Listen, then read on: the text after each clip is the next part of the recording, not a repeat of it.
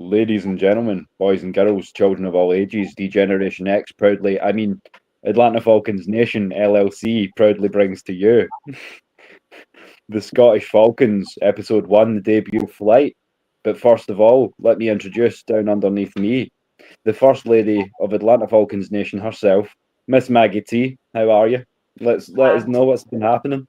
Oh my goodness, I've been good. I've been good. It looks like it's back-to-back shows now for Miss Maggie T. I just did a show on Monday, did one on Tuesday, the Ladybirds, and here I am introducing the newest concept to come to Atlanta Falcons Nation. I'll get into that a little bit more in a moment, but I want everybody to kind of know who you are as well. So and introduce yourself, Des.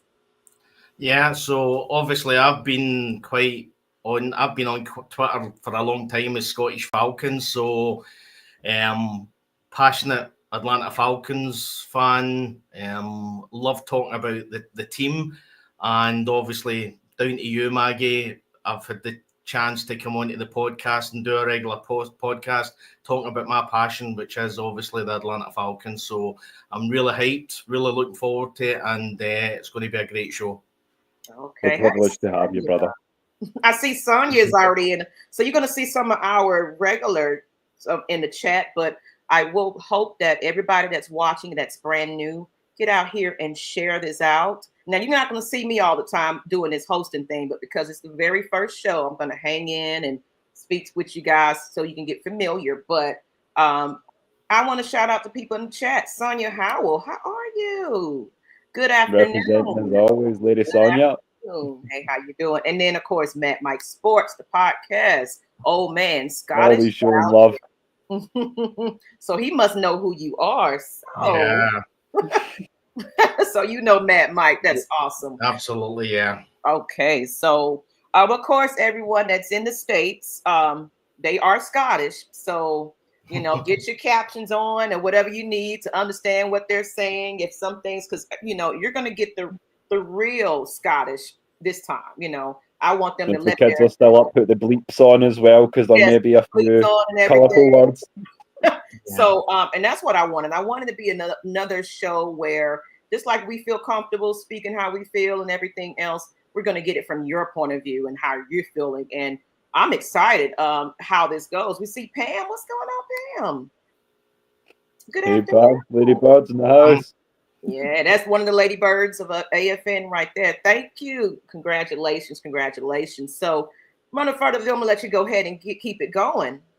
Yeah, thank you so much. So, as I say, there was a lot to talk about, but we thought, just because it is the 60th anniversary of the Falcons franchise, we have a lot to get through this week.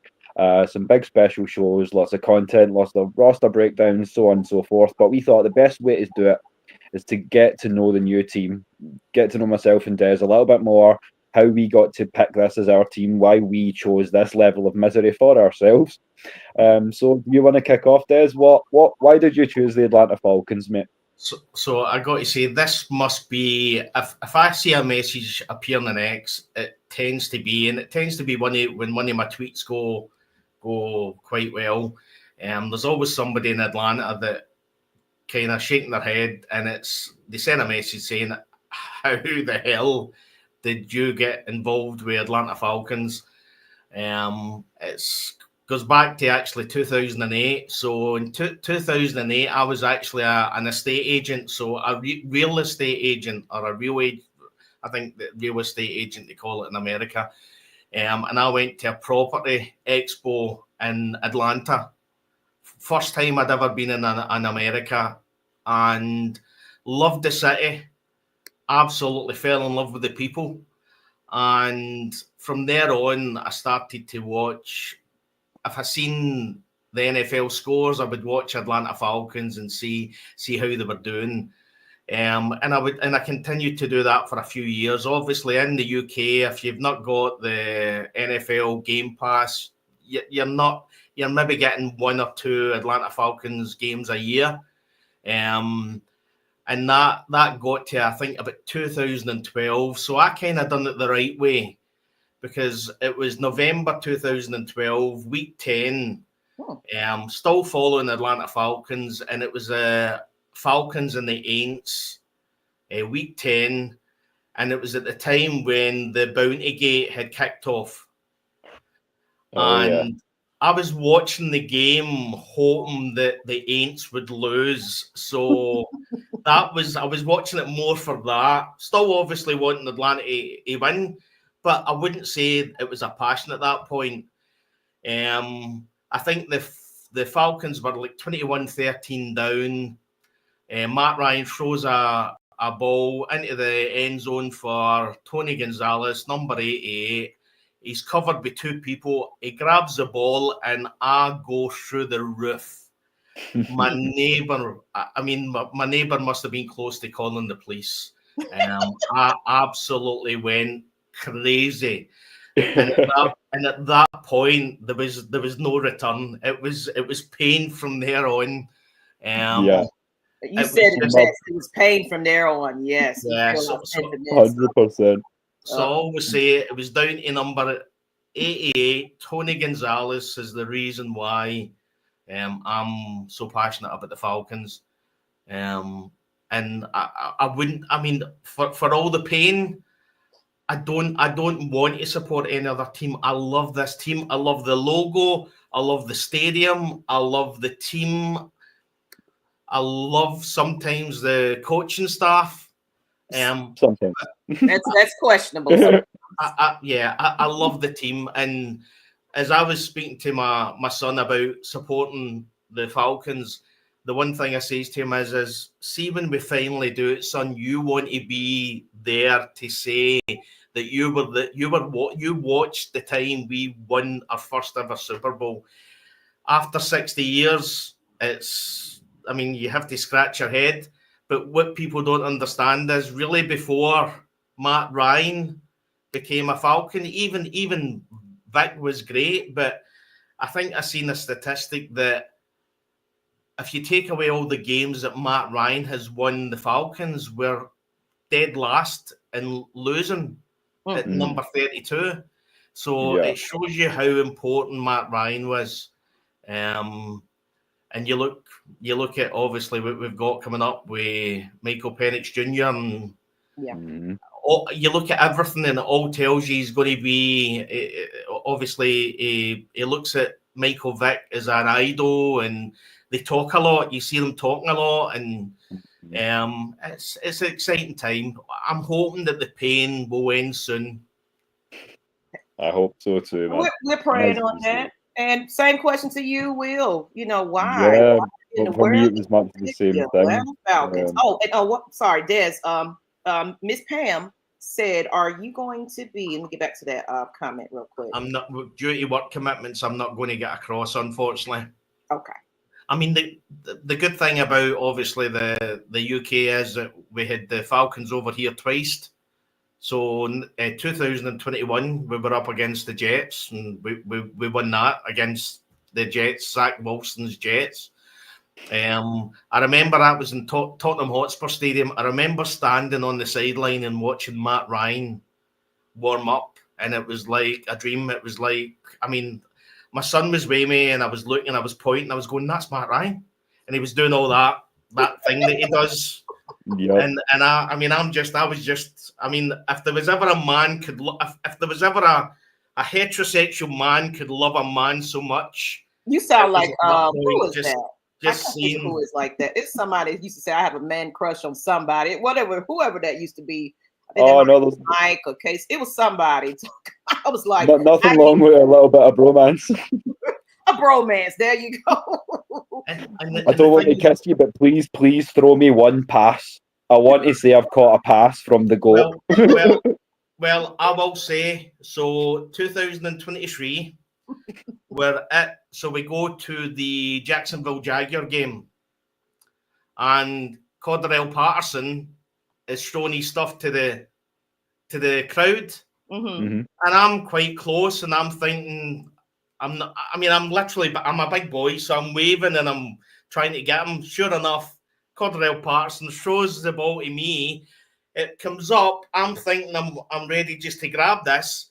I put my hands out. It goes through the inside of my arms and hits the floor and bounces bounces down to the boy next door. Oh. Now he was a Jags fan, so he hands me the ball back. Okay.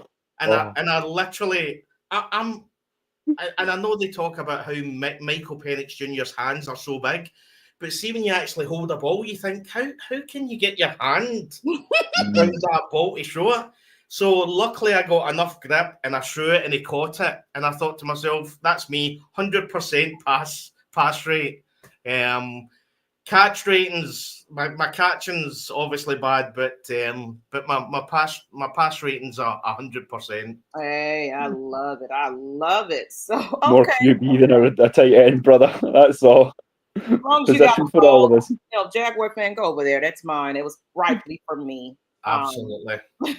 So Will, how my old friend. Why are you a Falcons fan, and why you want to endure this pain? Oh well, for me again, it was the Vic game, as I've said before on the other streams, but just to kind of bring it back again, it was the famous clip where Vic splits the two Minnesota defenders. So I was watching it with my mum's ex-boyfriend. He was a Minnesota fan. My mum's reps the Cowboys, but I could never really get into the Cowboys. And I went, well, I'll make you a bet then. Whoever wins this game, Falcons, Vikings, that's my team. And it was the game where Vic runs for like 60 yards, takes off, round right, QB keeper, and just takes off right up the end zone, splits the two DBs, and they run into each other. I was like, okay, I'm an Atlanta fan. We had a few sort of down years after that. 2008, I was there. I was 17 years old. I shouldn't have had a beer, but I did. But no, we were sitting watching in 2008, and they made that call. The Atlanta Falcons select Matt Ryan, quarterback, Boston College. And I watched that first game, that first pass, that 57-yard bomb, and I as you say, we set the neighbours on a light. I got up and I just remember going, "That's my guy. That's my quarterback." But yeah. So after that, I was a lifer, a Falcons lifer. So it just kind of went strength to strength from there. I've endured all the pain of the game that shall not be named, and so on and so forth. But there's been a few head knocks along the way, but I'm a little dizzy. But I'm a lifer, and as Des says, I may not have visited the city yet, but I will.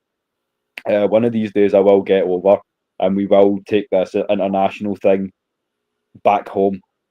Hey, I love absolutely. it. So but just to embrace the people of Atlanta as well. And because and actually shout out to right here, we got Mexico in the house. Greetings from Mexico to all our Falcons Nation, from the people of is it Somos Falcons. Rise up. I'm hoping. Hola, ¿qué tal, amigos? Yeah, I'm not even Bienvenido.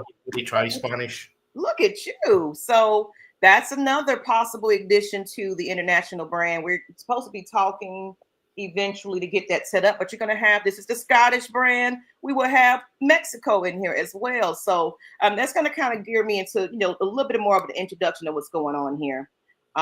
This is welcome to the AFN rebrand and our next steps. This is basically the international wing of our brand, because as I announced a couple of weeks ago, I gave you guys the demographics of how many Falcons fans watch us outside of the States. It's a lot of military, it's a lot of natives that actually live there faithfully. And for some odd reason, you guys like to get these bruises like we do over here being Falcons fans. So I pretty much wanted to expand our market to reach those people so they can have people that they can relate to.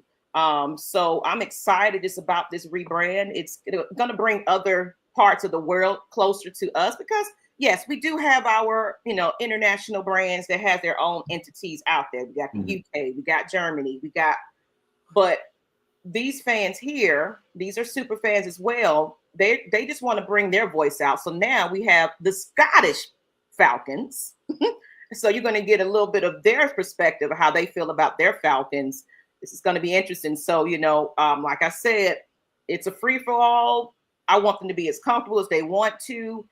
So put the kiddies away sometimes because it's going to get a little funny. when it comes to our expressions and things like that. I just want them to be themselves, because this channel right here, we're raw, we're unfiltered, and we're going to tell you like it is, and we are the voice of the fans, literally. So, you know, we're not blue collar, whatever. You can say whatever you feel, long as it's appropriate here. So that's basically what this channel is. It's going to be where it's kind of like when you go in and get your hair cut and how the fellas are talking about the game or something like that. So just open to talk about however you feel. And I'm excited to see if you guys will do some post-game type things or pre-shows or yeah, after, we've got a lot planned. What we were actually thinking, I've spoke to both of you individually behind the curtain, so to speak.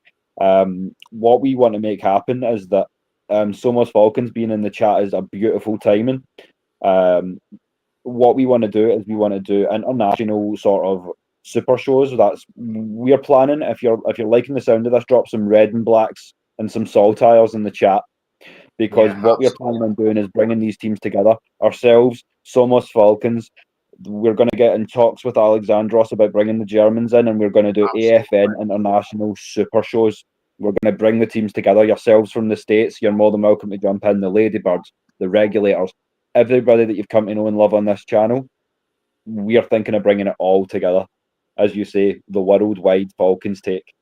Yes. Let's see here. Let's see. Say, John Clare, where are you, John? Now, what? Where are you? I'm trying to figure out exactly where you are. Tell us. You need a Falcons logo in play. I think he means tartan. So that's so John, the actual tartan that you see in the screen. So that's effectively, I get that created to be the closest tartan to the Atlanta Falcons colours. So at some point, I'm going to get that made. To actually get tartan made, it costs $500. So dollars. It would cost about $650 a foot. So it's very, very expensive. Yeah, they ain't cheap. But I love that. The Atlanta Falcons. Atlanta Falcons don't have an actual official tartan. So again, that's another thing that me and Will are going to look at. We're going to try and get the actual tartan official. I'm pretty sure there's a few people in Atlanta and a few of the players would love to get married in a kilt. That would be an honour to rep that. As I said, when I get to the A, I am going to the Benz in a jersey and a kilt, and it would be an absolute privilege to do it in that one. I might just do it with you. How about that? If you come in and kilt, I might wear one. I would say, well, based on my 2008 visit when I wore a kilt, let's just say the Georgia women are very handsy. That's why we have the skiing do, mate. That's why we have the skiing do. And luckily the sporn is right in the front, so if they really want to go for a good look, it kind of stops it happening. Yeah, ladies and gentlemen in the chat from overseas who don't understand what a skiing do is, that is the knife, the small dagger that we put inside the kilt sock, and that is why we keep it, to keep the ladies at bay. And for anybody else asking, all I'm going to say is it does get kind of breezy under the kilt. It gets breezy. If you're a true Scotsman, it does tend to get breezy. Yeah, wind in the willows, so to speak. Yes, absolutely. This is hilarious. I'm so loving this. So, guys, if you guys we're letting you in on all these secrets. You know what I mean? So the AFN Nation now knows that effectively a true Scotsman, what he wears under his kilt. You know what I mean? Yeah, we just gave you some nightmares and ruined your trip. So you're welcome. Look at it. Okay. So let's get into this conversation then. But let me see what else it said. D. Coleman. Look at you speaking your Spanish. I love this, you guys. Put red and black in the chat. Most Americans do, my brother. And I'm quite partial to a cheeseburger myself. What's going on, Scott? We needed Falcons. Okay. I agree with the quarterback after Vic and before Ryan was hot. Okay, then.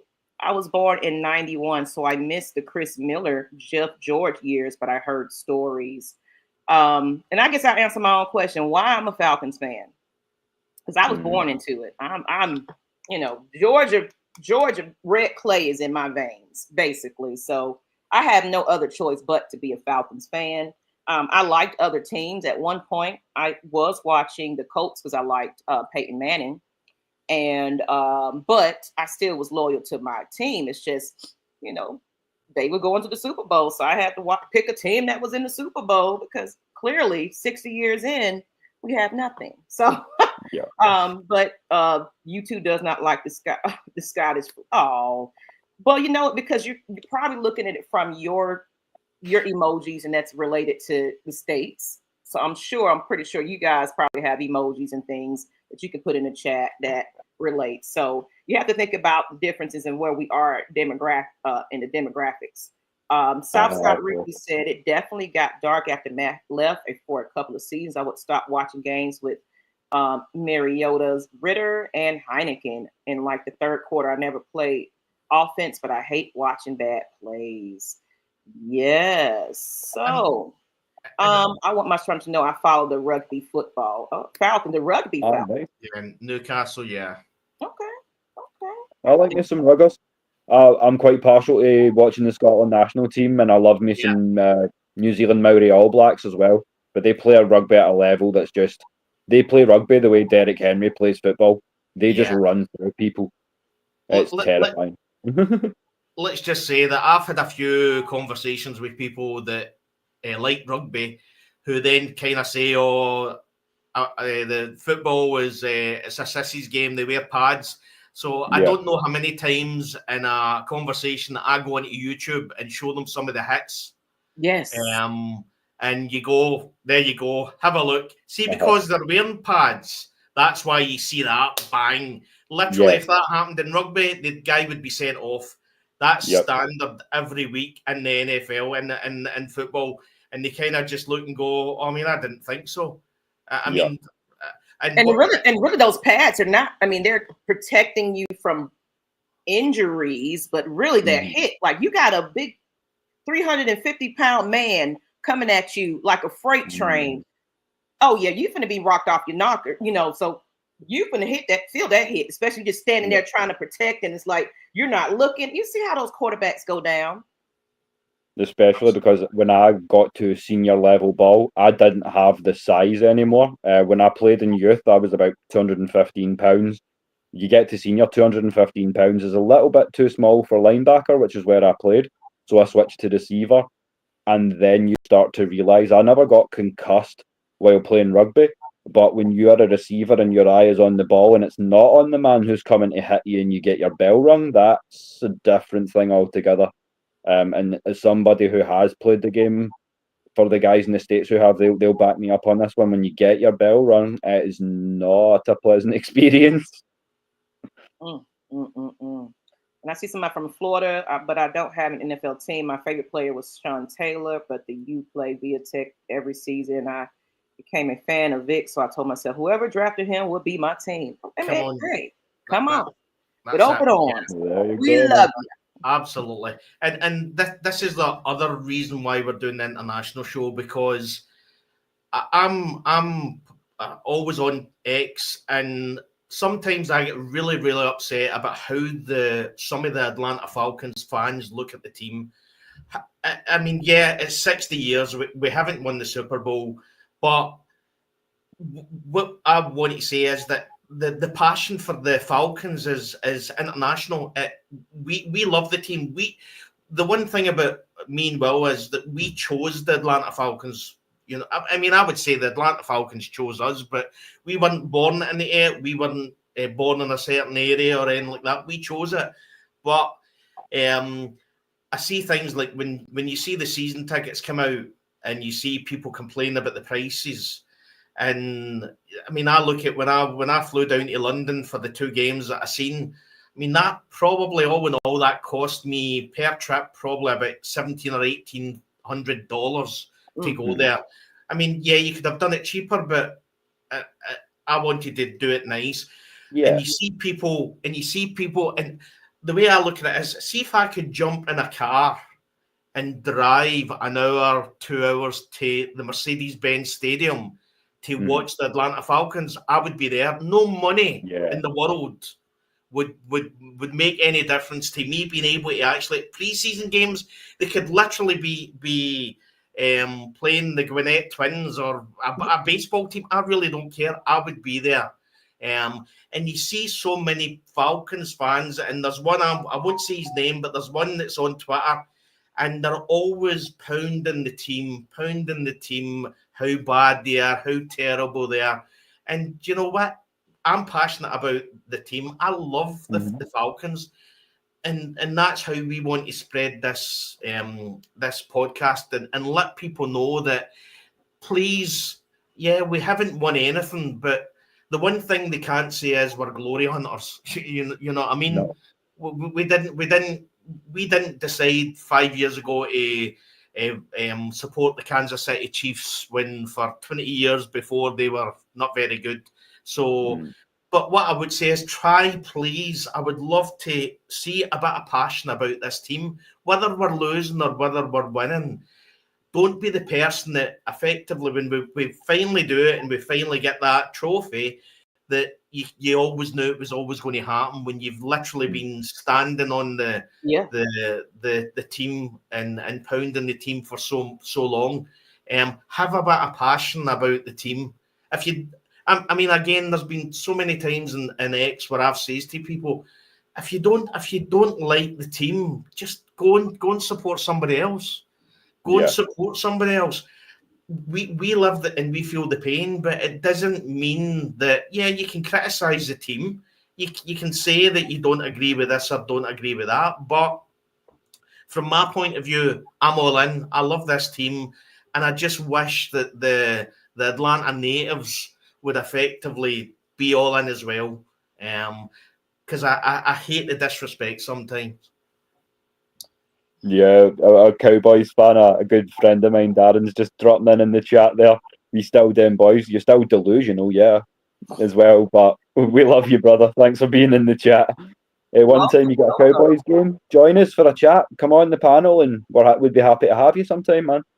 Yeah, and this is open to any international fan that wants to get their voice. And I'm glad you said that, Des. Reason why we call ourselves the voice of the fans. We are the voice of the positive fan here, where we'll critique the team, and when it's time for it, they need a little kick in their ass sometimes. They do, but we're not going to go on Twitter and bash them and hashtag them and say you're terrible and all this and bring in that negativity of. We can talk about what went wrong, but we're going to also say what went well and what could be better. Encourage our fans to be a little bit more understanding, because actually I want to get into this. And it's kind of going to what we talked about. We're going to be talking about here. Let me go back to this comment real quick. I don't want to miss you guys. I'm sorry. I move my comment out the way. Another thing I would like to say as well is I know, and again, it's something that it's just the look of it. You see the attendance records, you see the attendances for the Falcons games, and then you're actually looking at it from TV and it looks empty. Yeah. And I mean, listen, you can see how big I'm. I'm a big boy. I like my food, right? But by God, just sit on your seats, sit in the seats, please get on the seats and support the fans, support the team, you know what I mean? And at least show your support for the fans. I mean, it's wee small things. You can tell this has been building inside me for so long. I'm just letting you go, brother. It's fun. And you don't want to share it on Twitter because you'll get a whole load of yahoos, as I call them, that are bashing you and this and that. Yeah. But all I want is you pay all that money for a ticket. You can have literally a 10-course meal for $20 at the Mercedes-Benz Stadium. I understand that. But see, when the game starts, sit in your seat, support the team. And that's what it is. It's just, with the new Mercedes-Benz, well, it's not new anymore. It's, we don't ran it a few times. So it's so much to do in the Mercedes-Benz. So a lot of people just like to stand around in a certain section of the stadium and we meet fans, we take our pictures and things like that. And of course, probably about second quarter, third, you might start seeing people sitting down. But yes, there's suites and clubs and things that's going on around. But I get it from somebody outside looking in that wants to be there but can't. It's like I will be in my, to you'll say I'm going to be in my seats because I don't want to miss anything of this, because it's an honor and a privilege to be here, and it's costing me a lot to be here to see them. So it's not just that. I mean, scale it. I'm privileged as someone from the outside looking in, as you say, geographically at least, to just be here talking about the Falcons and having the ability to tune in and watch them live every week on a screen through the internet. But it's not the same thing. So I could guarantee you, like, that game when I get there is going to hit different, a whole lot different. And you need to treat it as such. I feel like the city of Atlanta, through a lot of their sports teams, I don't take a lot to do with the basketball, although I'm getting there again. I know the hockey's meant to be coming back to the A. You've got the Dream as well. But I feel like Atlanta's almost gotten used to just a culture of mediocrity, shall we say.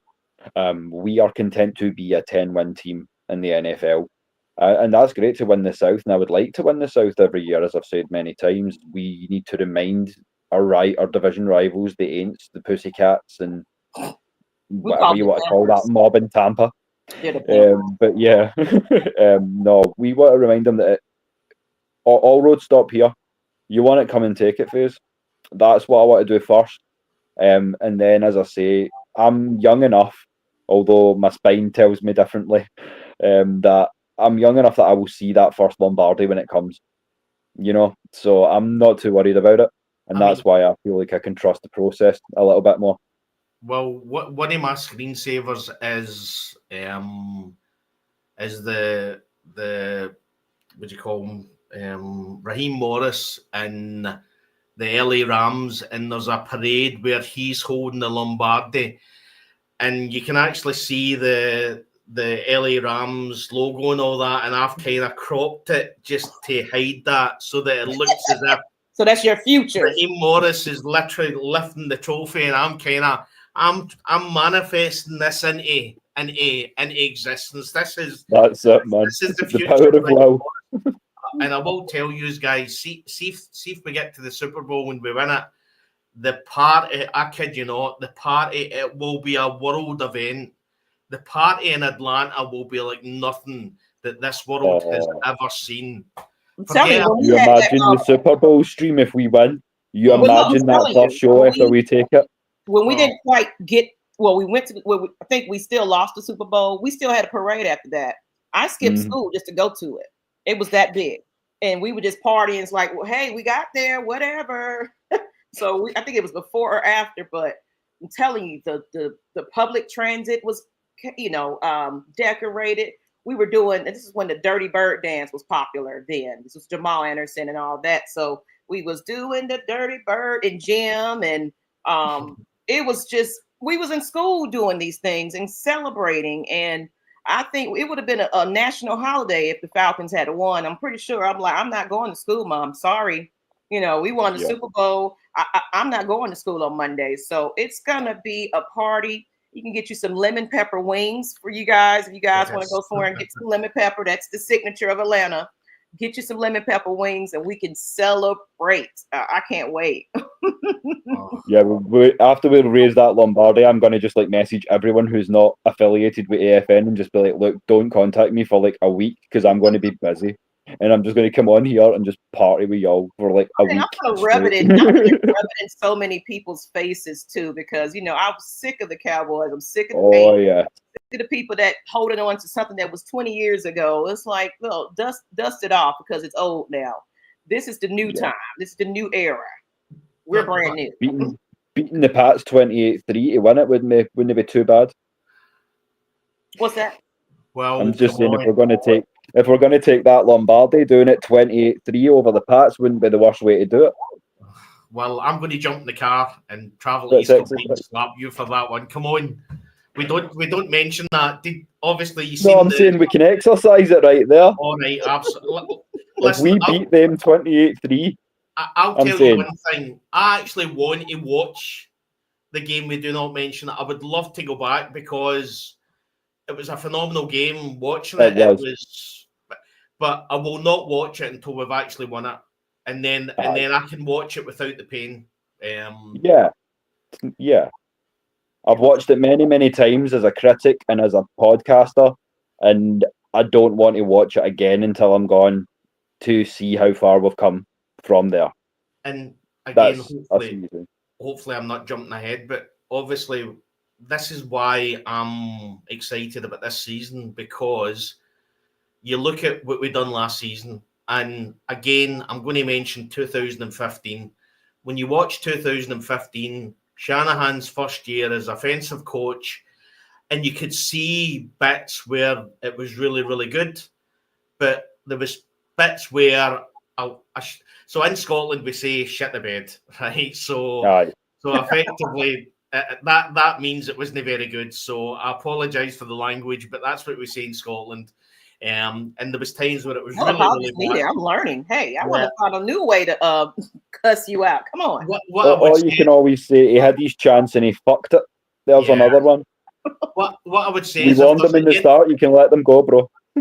If there's anything we say in Scottish and we say it in a certain way that you don't understand it, just pop out a comment and I'll explain it, because it's quite lucky, because me and Will, we actually talk what you would call proper in Scotland. We can actually talk and people can understand. We can enunciate. Yes. Whereas I grew up in an area, just a wee sample here for you, where people will talk more like this, you know. So if the fucking Falcons are going to just be fucking up all the time and not playing the boys we want them to play, that's not good to an international market. You know what I'm saying? That's why I said turn your captions on, everybody. You're losing it. Yes, that's 100%. Absolutely. But as I was saying, we looked 2015. We looked so promising in certain spells, and then other times we looked really bad. And then we see what we've done in 2016. You look at what we done last season. We go to Philly and we beat the Super Bowl champions. Mm-hmm. We go to Kansas City, or Kansas City came to us. And apart from Kyle Pitts getting effectively assaulted in the end zone, we beat them as well. So that's effectively the two Super Bowl teams, and we bet one and we should have bet the other. So if there's people out there, and no disrespect, that was Kirk Cousins possibly injured. From my point of view, I think he was injured throughout the season. When you watch when you watch the first game in Pistol, and I mean literally the offensive coordinator just couldn't. He was trying to do it as easy as possible for Kirk. Yeah. So when you look at that and you look at what it ended up becoming, I mean, it's 1 point we were 6-3. We were 1-6 and lost 3. So I see what they're trying to do. If we can just have an average, and I mean average, like a top 20 defense with this offense, but I'm hoping it's going to be phenomenal. And with Michael Penix Jr., I think, and this is how I get upset when I hear a lot of people having a go at Kyle Pitts. You know what I mean? Kyle Pitts had one decent quarterback thrown at him, and he had over it, and that was in his rookie season, and he had over 1,000 yards receiving. Yeah. Since then, we've had Marcus Mariota, we've had Taylor Heineke, and we've had Desmond Ridder. Yeah. I mean, effectively, the way to look at it is Kyle Pitts is, I think, a year and a half younger than the Aints' new quarterback. I think he's the only. I think Kyle Pitts is only 24. Yeah, I think so. He was a 21-year-old. No, 20-year-old. Might have just turned 25, so he's still young. But never had literally in the last few years, he's never had a quarterback to throw him the ball. Yeah. But you see what he does when he does have a consistent QB, he gets 1,000-yard season. I mean, people talk about him like he's this unicorn, this athletic freak, and I get it. Guy's 6'6" and 245 and runs a 4.48. those aren't numbers that you see too often in combination with one another. But at the same time, as a player who's working in the receiving game, if you don't have a consistent quarterback calling your plays, building that relationship where you know you're going to get the ball, you know the guy trusts you, and then what are you really playing for? Like with Penix, I don't know if I'm going to go 1,000, but I think Kyle Pitts can maybe get 800 yards and 6 or 7 touchdowns this year. Like I think there's no reason to think he can't get something like that. But the problem he had is he's got that number 4 dragging him down. The fact that he was drafted at number 4. Yeah. I mean, 100%. you look back, and I don't think there was anybody that was questioning that pick. Yes, a few people said, "Oh, it's a tight end at 4," but if you look at when we drafted Kyle Pitts, the statistic was that he'd never dropped a pass in college football.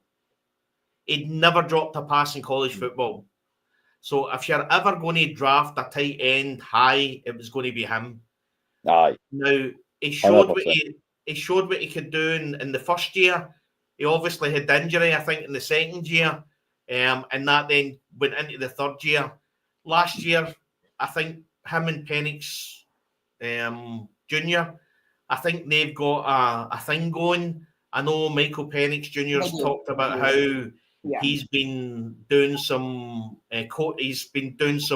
play with Kyle Pitts as well, and how he said that he's got him. I've got him, man. So, I think if we really want to see what Kyle Pitts can do, then it's going to be this year. Yeah, and I feel it will be because it's the 5th-year option for him. Well, this is pretty much the make it or break it moment for him, and the Falcons decide what they want to do with him at this point, because he's been on the trading block and so many mock this and rumors that. So to me, and of course he's nursing a little bit of an injury, just a little bit. So they got him sitting and resting. So we're hoping that possibly we might see him a little bit in training camp. But they like to condition it and just be careful with him. But I feel like you said, basically, I want to get to this comment in a moment too. The quarterback situations that he's dealt with, along with the injury he's suffered at that time as well. With him being drafted as high as he was, he is that targeted person. It's like you need to be playing to this type of standard because how high you was brought in, because a lot of people was like a tight end at that time of the draft. What are you thinking? What's wrong? And a lot of them don't feel like he's proving himself as to why he was picked at that time. So to me, it's gonna have to be where he has no other choice but to show out. But Michael Penix is already communicating with these guys, building a relationship with them. Because at first he came in as the person behind Kirk Cousins, where he's just supposed to be just bridging and learning under him. So he was playing with a different team, the second team, third, in practice and things like that. Now he's starting off from the very beginning, playing with the starters, practicing with the starters, getting himself together, getting his passes right, getting comfortable. And I feel like that connection. And then just to top it off, you got influence with Matt Ryan. I think they said they brought him in to be like a mentor. Michael Vick, even though he's over there coaching a college team, you got people that's really behind this quarterback who's young, ready, hungry, and willing to learn. That's a perfect situation. It honestly should have been what happened to Ritter if Mariota didn't, tuck his tail in and walk and go home. Yeah. It's supposed to be in that situation with Ritter. He didn't get a fair chance here. So, but I want to shout out this person here, Rally 1090. It feels good to hear fellow Falcons fans from other countries. This is the purpose of this whole project for me. I've been wanting to do this with Atlanta Falcons Nation for quite some time. Matt Mike knows. That I said I want this to be the ESPN of Falcons content and creators, the voice of the fans, meaning I want to have shows all day long if I can help it here. And now we have 2 different channels. We have the main channel and we have the international channel. So just imagine what we can do with that channel as well. With that, you're gonna get all, here come my son. You get all types of from all across the world. So you got the Scottish, you got Mexico, Canadians. It's gonna be so many people that's gonna make them pay attention. And it's like, wow, I want to be a part of this. So I want to encourage others. So if you are somewhere in another part of the world and you want to be a content creator, you don't have to have any experience or anything. We just want to talk about our Falcons. And that's the most important part about it. And I want you to be in your true culture and you, how comfortable you are. So that way, guys that will watch you are related to how you talk about sports and everything else. So like I said, if they're talking too fast as a Scottish person, put closed caption on. I'm sure even with my Southern ATL accent to some people, what in the world she's saying? You know, so it's gonna be a little bit of that. Even with Mexico, I even told them, I said, we do have in the States Spanish-speaking people. I want them to be able to speak their language as well, along with English.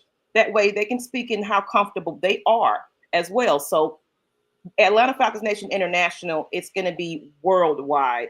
And one day I would love to get it where we can all get together at different parts of the country and meet some of you guys in your country, or you can come here and meet us when you come down to the game and we can show you what it is to do tailgating here in Atlanta, have a good time and just show you around the town. I can't wait. Incredible.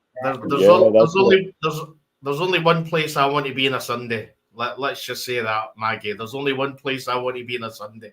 Mercedes-Benz Stadium. Yes, absolutely. And again, obviously, you're talking about obviously taking this international. And I like to share this with the American fans. The one thing that's tough being a football fan in the UK is the fact that we don't have anybody really to talk to. So we can't go down the pub with our friends and talk about football. We can talk about soccer because that's what they want to talk about.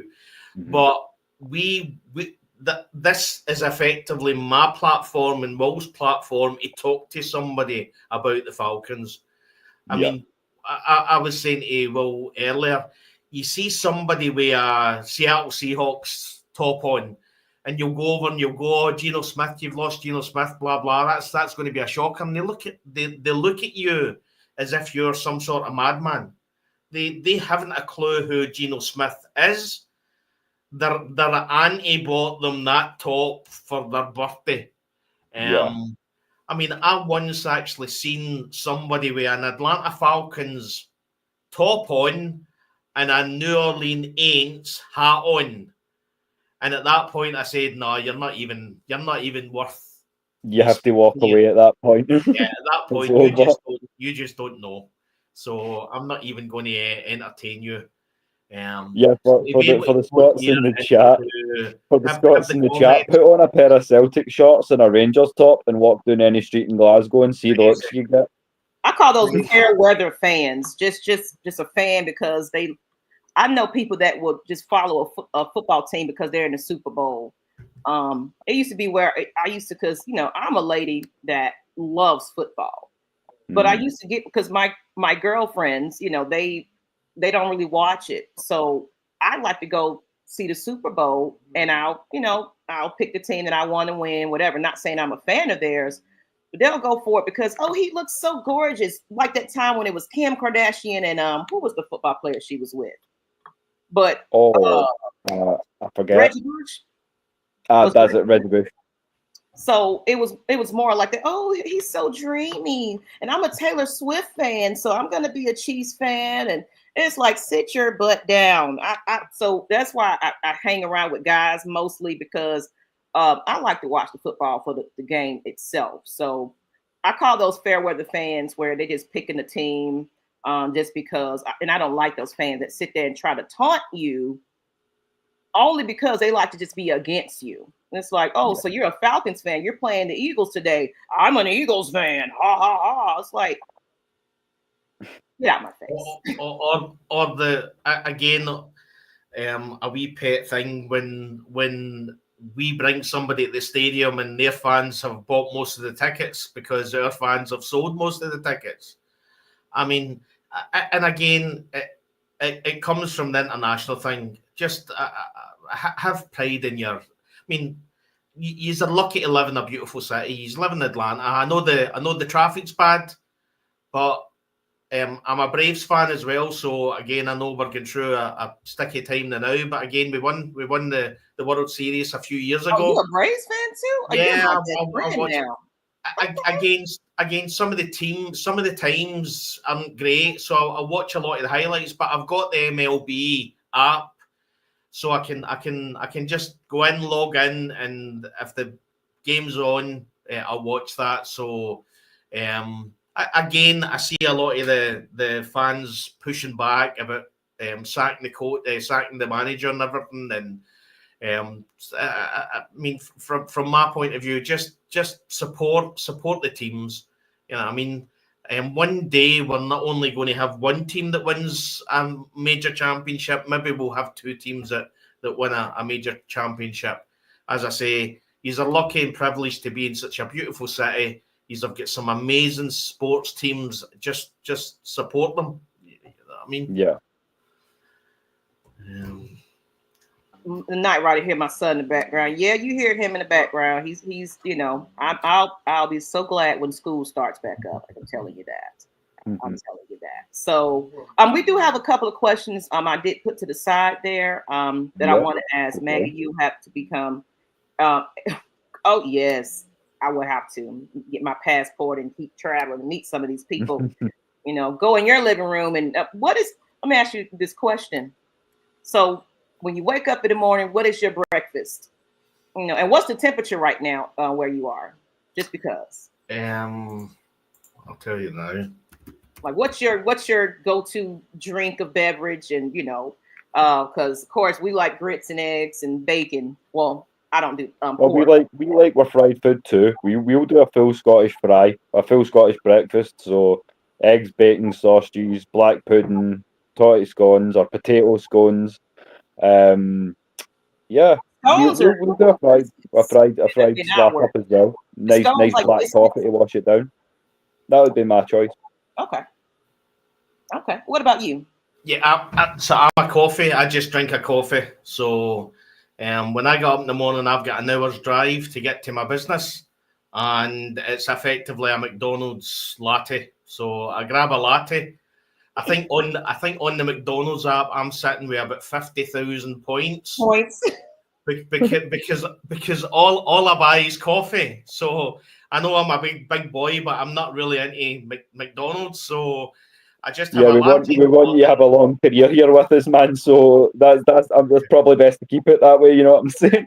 Listen, I would say there is other restaurants, there is other fast food restaurants available. But if McDonald's want to come in and sponsor us, then I'll eat all the hash browns. McDonald's isn't going to sponsor me. I just got done working for them. All right. So no, I was working. That's where I used to work before I got sick. But obviously now that I've kind of reached a level where I'm alive and living. So I'm at a plateau where I go, now it's time to start doing what I want to do. And what I want to do is talk Falcons with my friends. Absolutely. So I love it. And shout out to the super chat right there, Atlanta Falcons Fandemic. Go to his channel and subscribe to his channel as well. I want to support all content creators.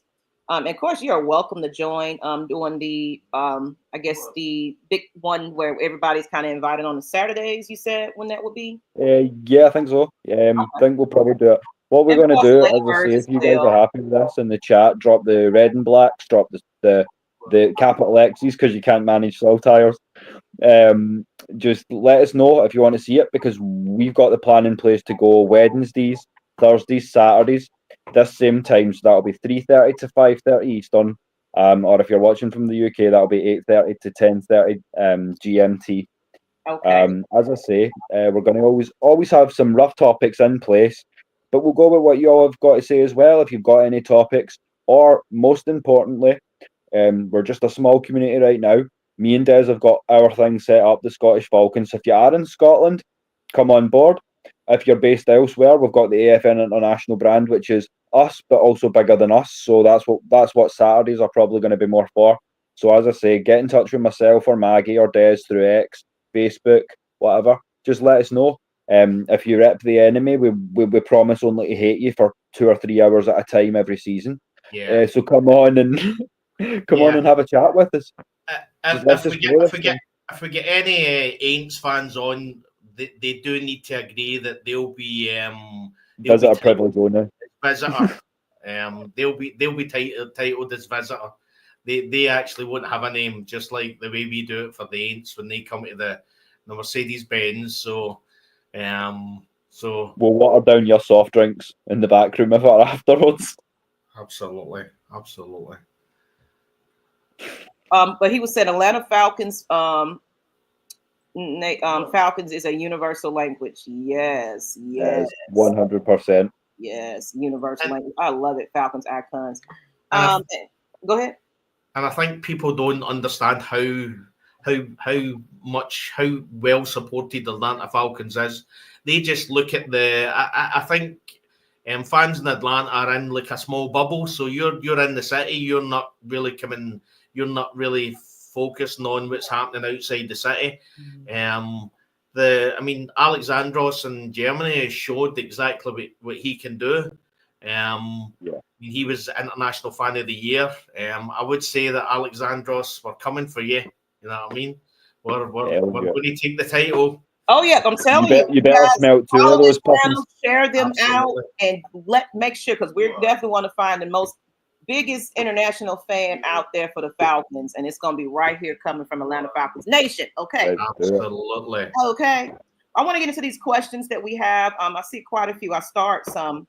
Let's start with the very first one from Jawan Johnson. If you're still here, what are we going to do with Kirk? Well, I think we're still waiting to see if we can ship him on to a team that gets their QB hurt. I mean, I know it's not going to be Cleveland. They've got an army of QBs, but I mean, some of these teams are not especially well versed, well suited when it comes to backup wise. Dallas have got an okay backup, for instance, but I could see him maybe getting shipped off to somewhere like I don't know. I would have maybe New York for the Giants or something like that. I could see a team losing their starter and getting QB needed towards trade deadline. Well, I would say that Dak Prescott is probably going to get injured, because the last time he said that they were going to go to the Super Bowl, he got injured. So yeah, Darren was saying down in the chat, he's not. He's made of glass. I mean, yeah. I mean, Stephen A. Smith is just reading that and just kind of rubbing his hands, isn't he? You know what I mean?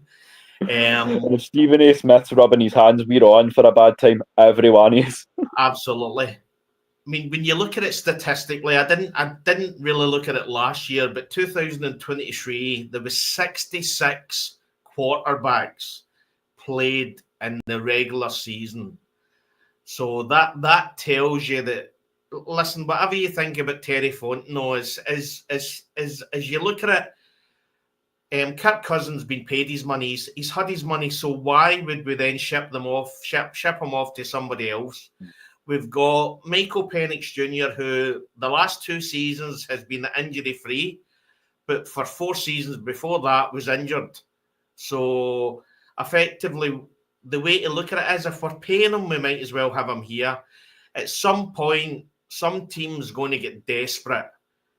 But whether it's training camp or whether it's first couple of games, a quarterback's going to go down and they're going to come to us with either a third or a second round pick, and they're going to take the 27 million cap hit away from us.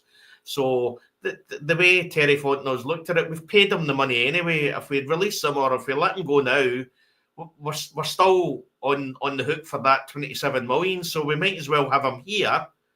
And a lot of people say that it's maybe bad to have him in the quarterback room, but I mean, the one thing I've learned looking at Michael Penix Jr., that boy is horizontal. I mean, that guy has not get. He's get. I mean, he's the new Matt Ice. He's got ice in his veins. Yeah. Nothing that's happening around him makes any difference to Michael Penix Jr. You know what I mean? So, and obviously the way Kirk spoke about how he didn't want to come out case somebody took his position. He's seen what everybody else seen. He's seen what Michael Penix Jr. was doing in training, and he's thought to himself, as soon as this guy hits the park, I'm not getting my starting place back. Yeah. Well, I'm looking at next week to kind of go into have a wee watch of season 2 of quarterback, because I've not checked it out yet, but the guys have been saying, because he's talking on there about specifically how he was affected by the taking of Penix, and I feel like it's bigger than just the taking of Penix. I feel like it's all the pieces that we put into place around Penix. For the first time as a team, I'm confident in quite some time. I've set this as maybe an 11-12 win season, potentially ceiling wise. But in terms of not just getting Penix out of the draft, but also, when's the last time we had an O-line that was solidified to protect that quarterback? But now we do. Ryan Newsel signed his extension, so we've got our centre. We even have guys like the kid from Tech as guard centre depth, Jordan Williams. Yeah. We've got Jack Nelson out of Wisconsin as a backup tackle. We have Chris Lindstrom, who's the best, probably the best guard in the league. Yeah, you've got Caleb McGarry, who's going to be a solid blindside tackle. The guy's enormous, like scarily huge. Like, I've got some huge hands, and I've seen that dude's hands, and I was like, that is frightening. It's like salad fingers. You don't want Caleb McGarry getting his hands on you. I mean, I'll say that much. I mean, from my point of view, I mean, I see a lot of the comments about Michael Penix Jr. We need to understand he's a rookie. I mean, he's only played 3 games, so yeah, that's essentially he's going to make mistakes. The one thing about the NFL is the NFL eventually finds you out. Now, obviously, his big time plays, especially in the Carolina game, was phenomenal. But when you play like that, there's going to be times when there's going to be interceptions. You don't do that for a full season and not have issues. Yeah. But I think what we have seen, and Maggie said earlier on, I mean, he didn't actually see the first team until the week 15, after the week 15 game, when effectively we nearly lost against Desmond Ridder's Raiders. And at that point, you thought, like, enough's enough. Yeah. The other thing I would say as well is, from the way I look at it, is and again, I'm not going to be down on the coaching staff, but where were the coaching staff? Everybody, and again, here's another good Scottish saying, everybody in their granny knew that Kirk Cousins was injured or he didn't have the full function he's shown. Where were the coaches at that point? And at that point, it should have been, coaches should have stepped in and said, right, enough's enough. We've seen enough. We've got Michael Penix Jr. there, who, again, when you hear, was lighting up in training. But again, did the coaching staff feel the pressure of the big contract? I don't know, man. I just feel like they took the whole. That word you just said, because we're learning here, and put it in the chat too how you spell it and what you just say. We're learning, everybody. Well, everyone in their granny. Okay, gotcha. Yeah. Everyone in their grandma. Like, yeah, so we call it. Gotcha. We call kind it of like how we say everybody. How we say it. Everyone in them and a mama, something like that. We'll say here. Yeah, it's similar. So that's what upsets me. It should never have been on Kirk Cousins to decide when he was playing and when he wasn't playing. That should have come down to the physio, the doctor, the backroom staff, the coaching staff. We all seen it. I mean, I went on to, I listened to some of the other podcasts, the Falcons podcast, and they were all saying that he wasn't playing well. And at that point, I honestly believe that the weight of the contract was too heavy for Raheem Morris to decide to move him. Yeah, 100%. Like to give you one more Scottish word as well.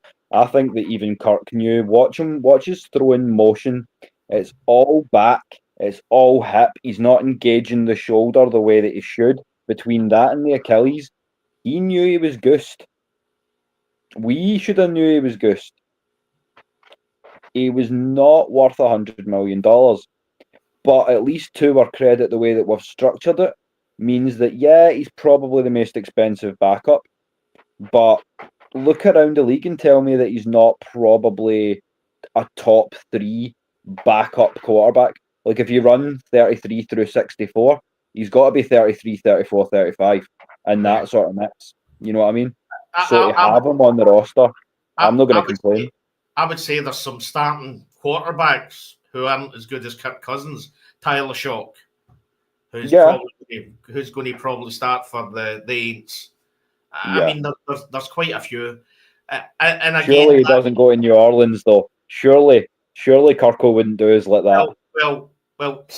See, when it came out that the rumor had come out that the Aints were looking at possibly bringing in Kirk Cousins, I put out a tweet and said, I don't care if they're literally offering $200 million. It's you know yourself. Again, we'll explain. In Scotland, there's a big rivalry called Glasgow Rangers and Glasgow Celtic. The old firm. Yeah, the old firm. So effectively, and they're probably about 140-year-old each. Yeah, so Rangers 1873, Celtic 1888. So you're talking a good 140 year. Yeah. So in that time, there has never been a transfer between each team. So nobody has ever transferred from Glasgow Celtic to Glasgow Rangers, and nobody has transferred from Glasgow Rangers to Glasgow Celtic. They effectively have the opinion, if you want them tough, we're not giving our greatest rival a decent player. And it should be the same with the Falcons and the Aints. I don't care what you're giving us. You can be giving us the key to the city. We're not giving you Kirk Cousins. You can go and do one. You know what I mean? Here is the resurrected spirit of 2004 Michael Vick. Yeah, no, thank you. No, if it's coming from New Orleans. No. Fellas, you can highlight some comments if you see something that you want to highlight to your. I'm just kind of putting things up here, like what actually here. Kirk is. I got sidetracked chatting, to be honest. Whatever you want to highlight. Okay. Let's go to the next question. D. Coleman, I'd send Kirk to New Orleans, Trojan horse law. But no, in our luck, he would go to New Orleans and probably put in an MVP season. He'd end up catching the winning score on us in both games or something, just to spite us. I mean, don't put that into the ether, man. That's wrong in so many levels. Yeah. I mean, last year I remember tweeting that we must be the only team that is terrified of backups. I mean, look at Josh Dobbs at Arizona Cardinals.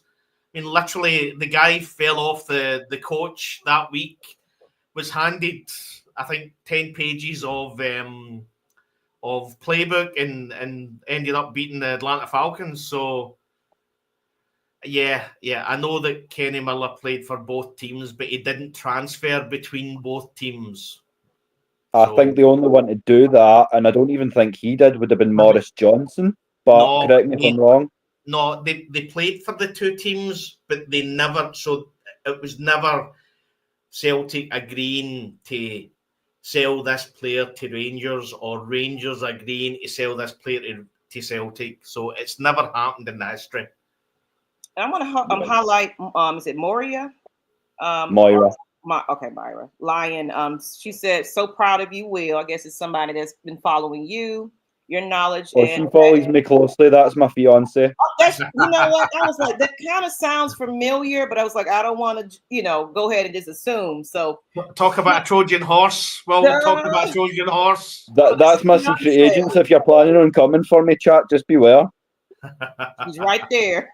And I'm not going to say a word, but it's coming. Revenge is coming. To talk to her and meet her and everything else, because he's been a part of the Atlanta Falcons Nation family for quite some time. But of course, he's been pushing to get on here for the longest, and we finally made it happen. So he just said, your knowledge and passion amaze me every day. Des seemed great, and lovely Maggie.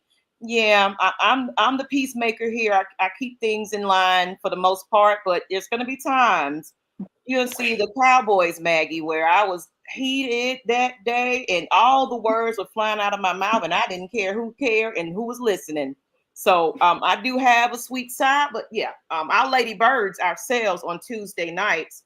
Yeah, we give it to you. So I love that you're here watching, and I hope that he kind of convinces you to join on with us sometime with Lady Birds on one of these nights, because even if you're not a fan, we can teach you how to be a fan. Definitely. But no, that went badly. Did I not tell you guys that story? No. I was getting Moira, or trying to get Moira into the NFL, right? And I goes like, right, okay, so pick a team. She's like, but I don't understand the game. And I went, right, okay. But she's an artist herself, so I goes, well, you're aesthetically driven. What's your favourite logo? Bad start, because she goes, I like the fleur de lis. I went, nah. Conversation was done. It's over with. Right there. She needs a medal. Mrs. the Thrill, yeah, she's the thrillette. Yeah. One thing about a lady, we will make sure we know how to keep you calm, and I'm sure you're probably pulling your hair out with this one, and you need a badge of honor for being just stick it up with it. So shout out to all the ladies that just holds it down for the fellas here. So I love it. Especially when it's 3 a.m. and you're going, no, I just need to do one more show. I promised a triple header. She's probably looking like, why is this man up at 4 a.m. over here thinking about these Falcons? I'm ready to go to bed. Good night. I'm sure. We have some more highlighted questions here. Let me get to those. So we got to that question. The next one is before we do, just thank you all so much. Before we continue with the questions, thank you all so much from the bottom of our hearts for coming out for the first show. Yes. Because we planned this meticulously. Me and Maggie decided to come together and co-head this thing, so it's a labour of love for us both. Something a little fresh and a little new, but tied in representing the AFN brand as it should be done, with passion, with dedication, and with the ability to be flex on your shifts so that we can blast it during the draft and the Super Bowl, Des. Absolutely, man. Yes, then that picture can come to life for you, so you can be in there with him, like, yep, this is me. You can screenshot your Photoshop yourself in there.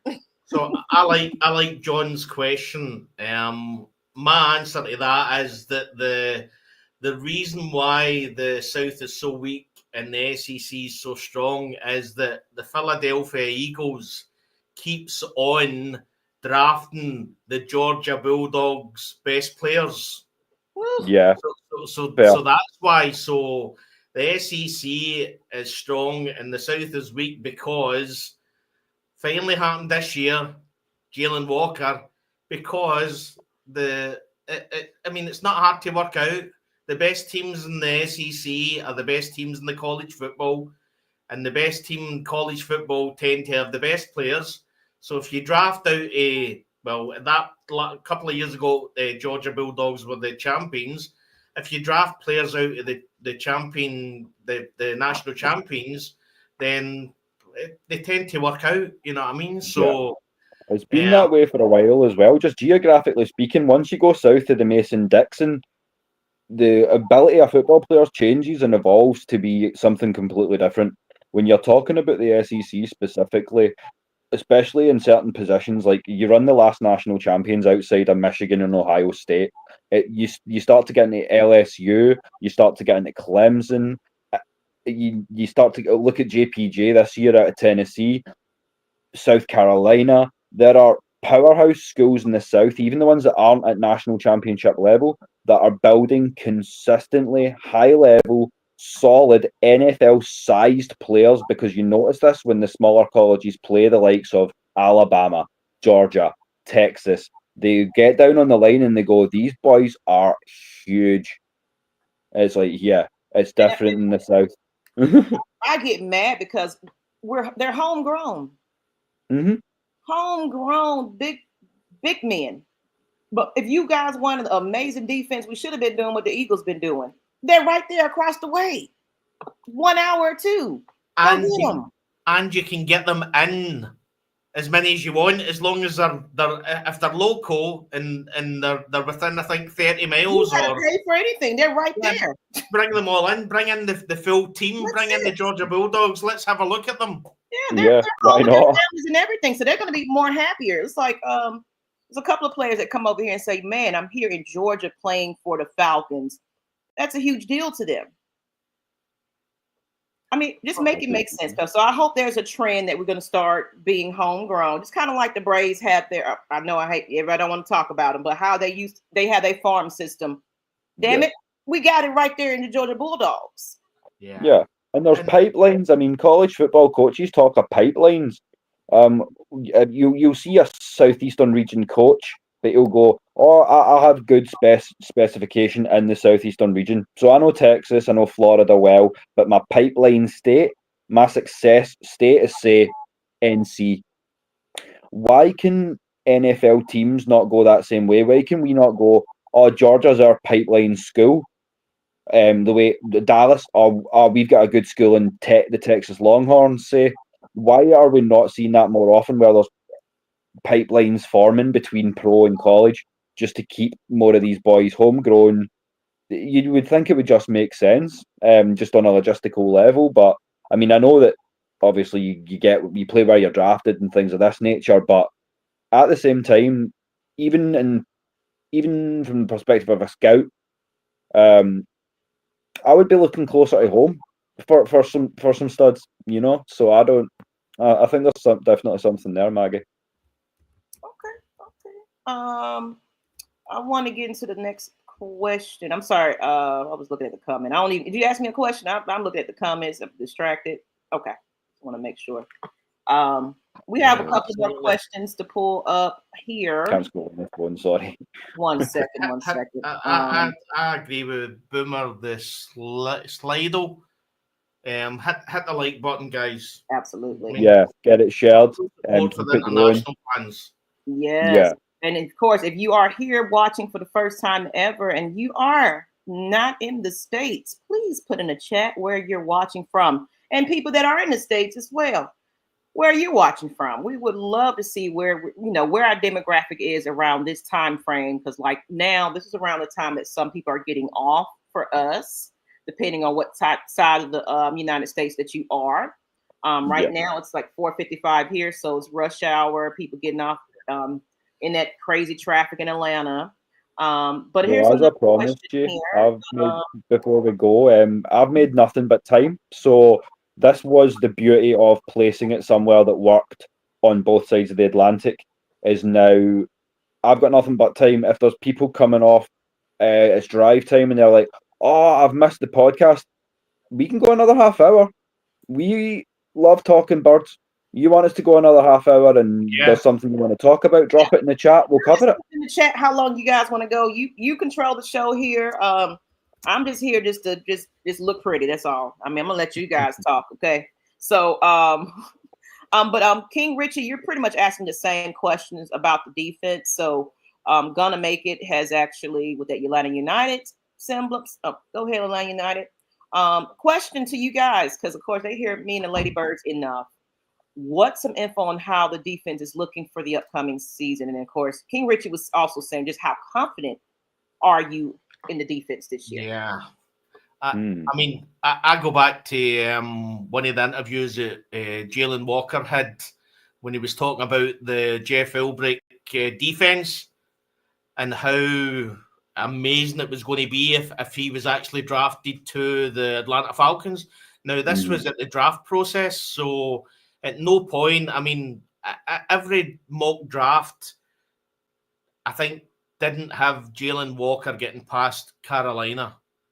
I mean, even when the draft kicked in and you look at the time, I mean, we were down to, I think, 55 seconds left of the time to put the pick in before we decided to take Jalen Walker. Now, that tells me that Terry Fontenot had not worked on Jalen Walker falling this low, and how he fell this low was unbelievable.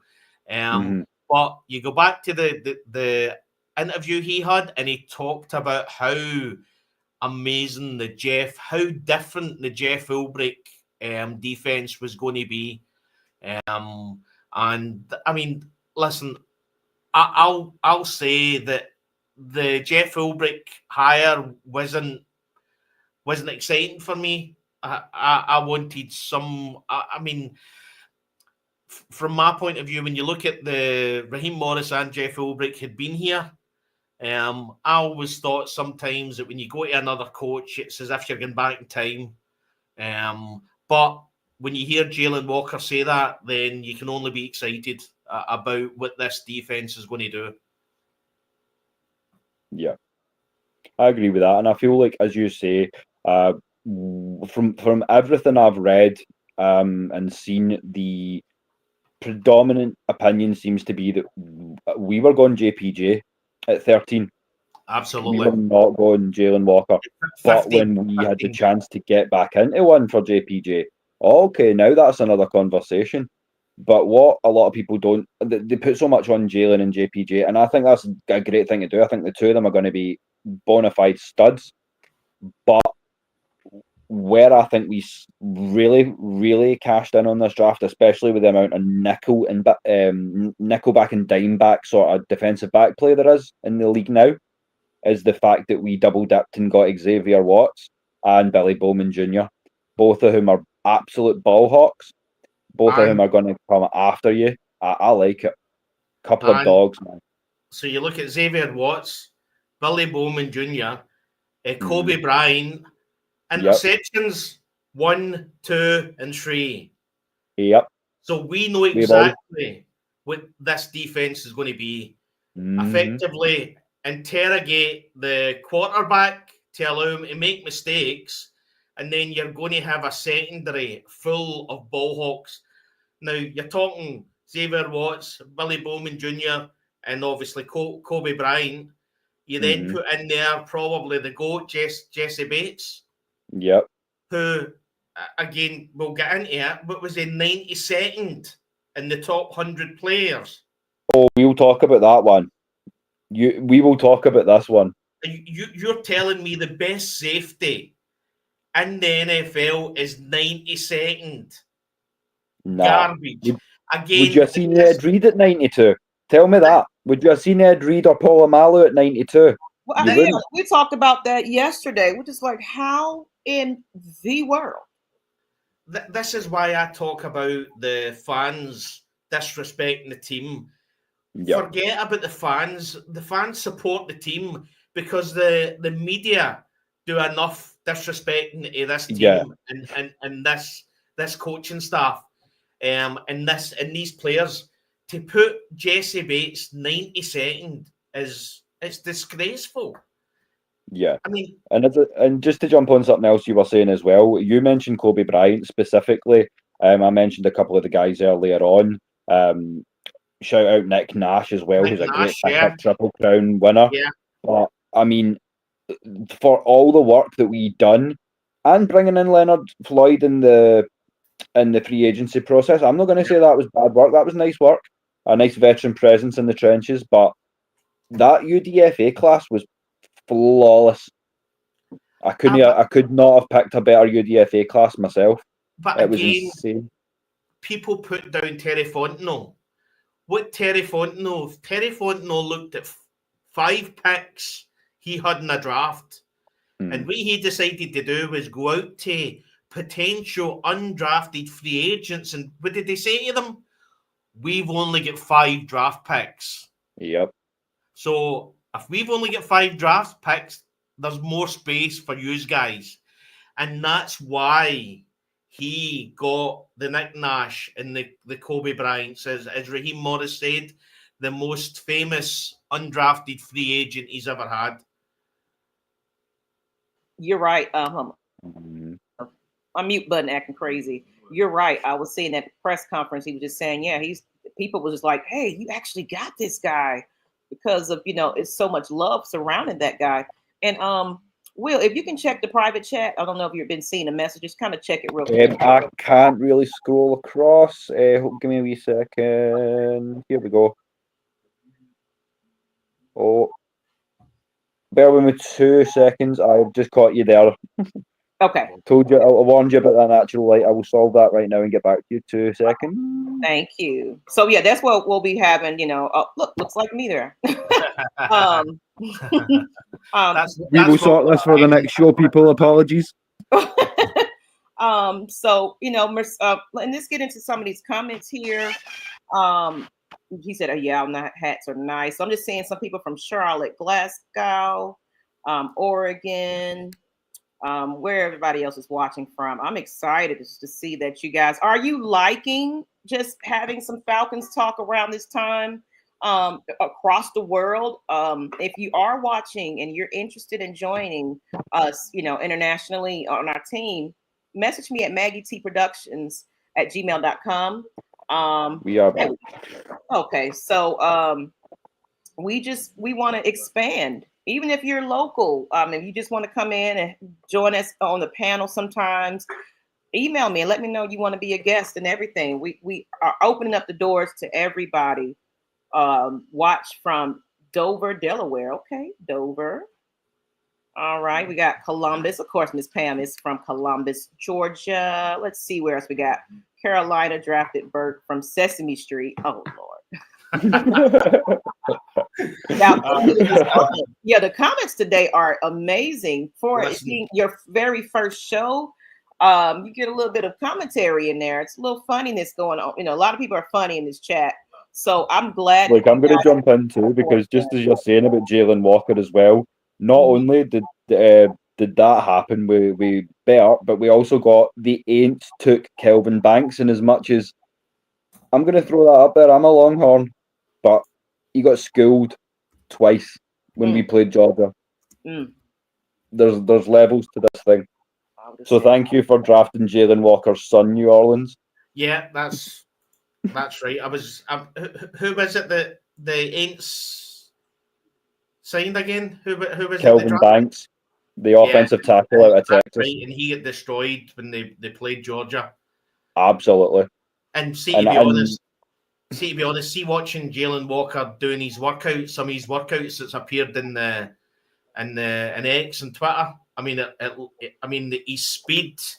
I mean, you talk about speed and twitch. He's got it. Oh yeah.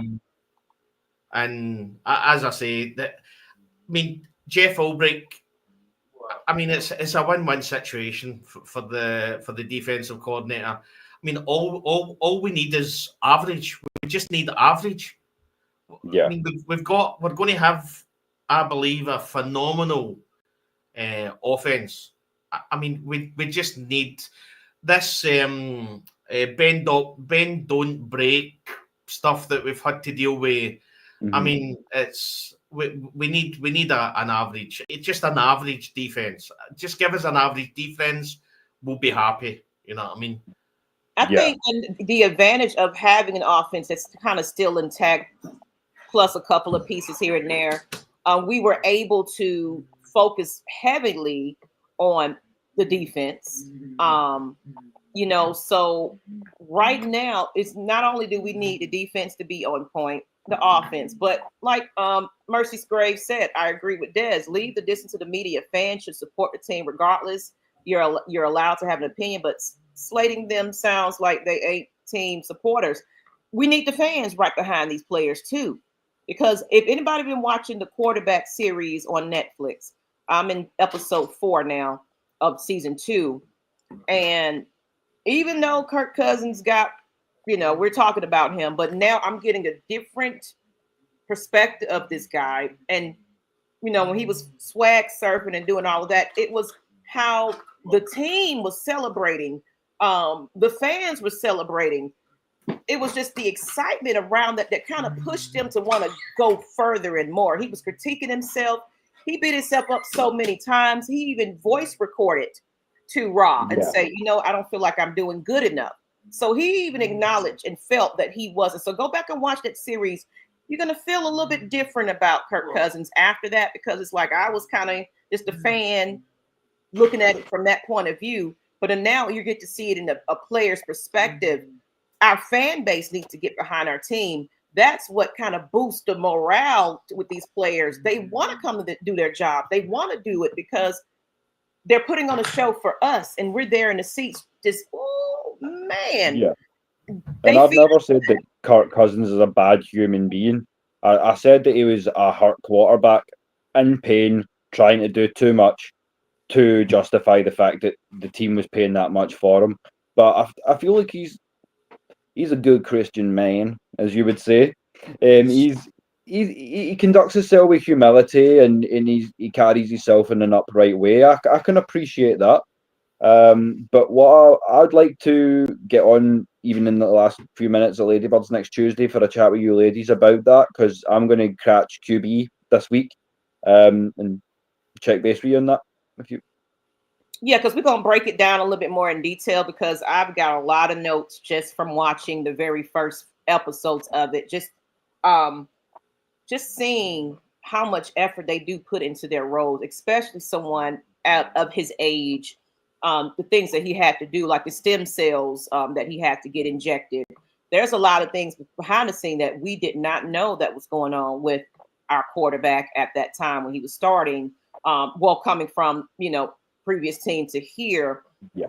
Sometimes they feel defeated. It's like, now I got to prove myself. But I don't want to get too much into it, because it's a lot that we're going to break it. I'm going to dissect it for you guys, me and the ladies. And me and Pam's Christie's dropping facts again. That's why I said the media took one thing he said and just ran with it 100%. Yeah. And that's another thing. Just to back up and piggyback a little bit on what me and Des were saying earlier, you can't trust the media, because they make so much money from the clickbait or the rage bait, or your team's terrible. Now you're going to come into the comment section and drive our numbers up defending them. We see what you're doing, but we just want fans here in the AFN community, the chat, to be a little bit more, not to think a little bit more, but just to be a little bit more appreciative of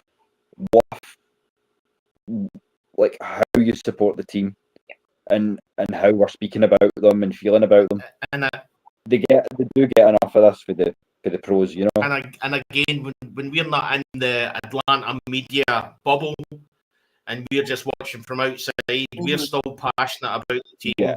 You know what I mean? Obviously, I think it's Fox 5 in Atlanta. Yeah. I mean, there's quite a few people CBS that are decent there, that effectively that will support the Falcons and everything. But as Will says, most of these comments and most of these articles are literally clickbait. It's to find out or to get you to click on it. And I mean, the one thing we would say is we've never ever said anything bad about any players, and we never will say anything bad about any players. I could only dream about being able to do what they do. Yeah. From my point of view, I say that about Kirk Cousins, everybody's human. They don't want to lose a job, or they don't want to lose a position. And he done as best he could with the situation he was in. But as I said before, it's up to the coaching staff to effectively make that decision. To answer your question, John, yes, a Scotch egg is Scottish. It is basically a hard-boiled egg wrapped in sausage meat and then wrapped in like breadcrumbs. Breadcrumbs, yes. Traditionally deep fried. And it's it's delicious. absolutely delicious. Yeah, it really is. And delicacy for you. If you really want to know what Scotland's like, Google deep fried Mars bar. Yeah. You will deep fry anything here. It's absolutely delicious.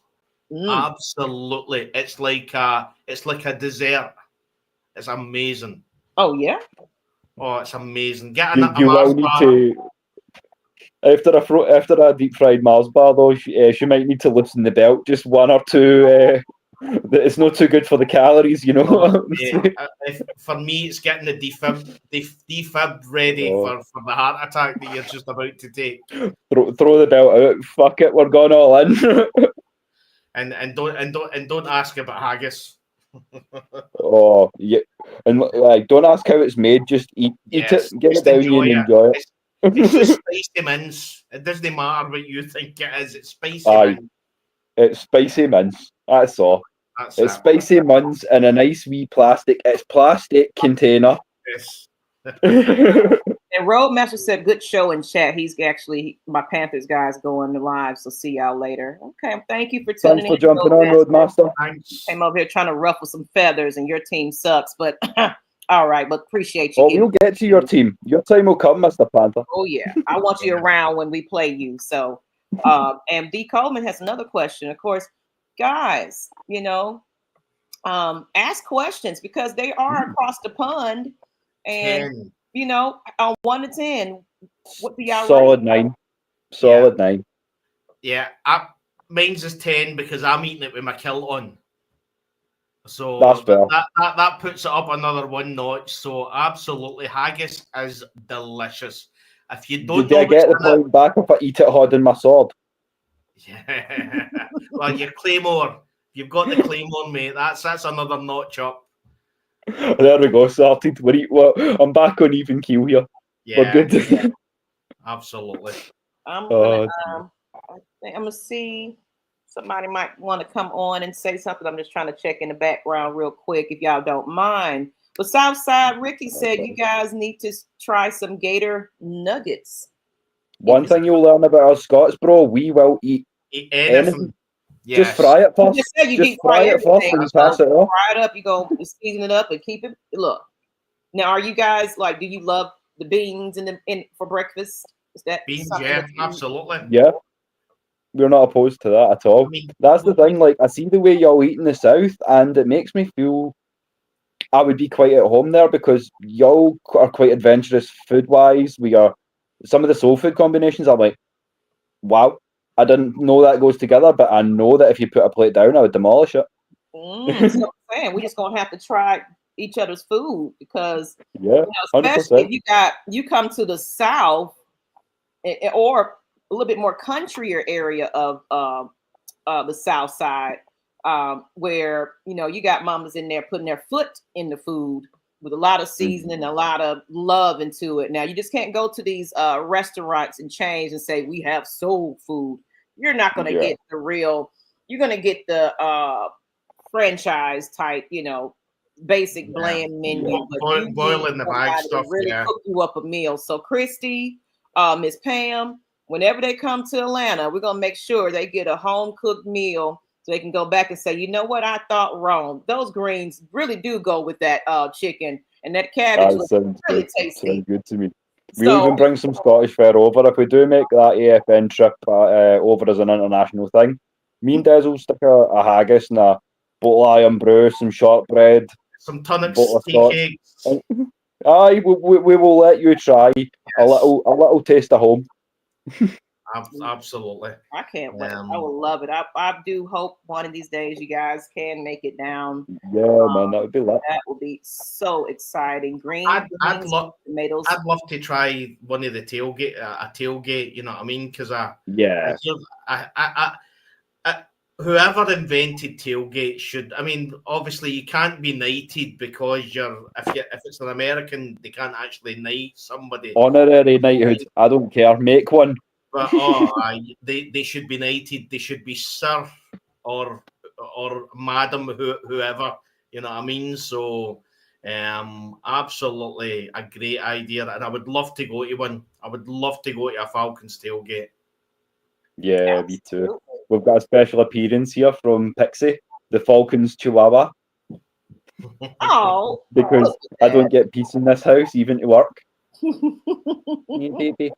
Yeah. And I'm technically working, Hello, y'all. everyone. Me pulling away from my TV screen. I'm making sure nobody's bothering me right now. But normally around this time it's a little bit slower.